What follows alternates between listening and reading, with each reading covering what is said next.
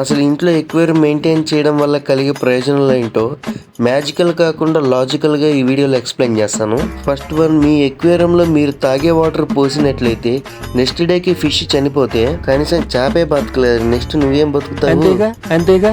So change the water. Second one, కొత్తగా చుట్టాలు ఎవరైనా ఇంటికి వస్తే ఎక్వేరియంలో ఉన్న చేపలు మరుసటి రోజుకి రెండన్నా కనీసం చచ్చిపోతాయి.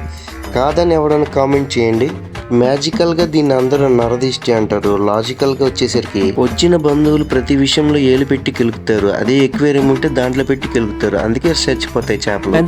అంతేగా. థర్డ్ వన్ వచ్చేసరికి మీ ఇంట్లో కరెంట్ పోతే అరగంటలోనే ఫిష్లు చచ్చిపోతే మీ ఇంట్లో వెంటిలేషన్ సరిగ్గా లేనట్టే. సో నువ్వు కూడా అంతేగా. మీ ఇంట్లో ఎక్వేరియంలో అబ్జర్వ్ చేసినట్లయితే 3 days ఒకసారి 1 లీటర్ అన్న ఎవాపరేటర్ అయిపోతుంది. దీనివల్ల మీ ఇంట్లో గాలిలో తేమ శాతం పెరుగుతుంది కొంచెం. దీనివల్ల రూమ్ కూల్ ఉంటుంది, నువ్వు కూల్ ఉంటావు. లేకపోతే అంతేగా.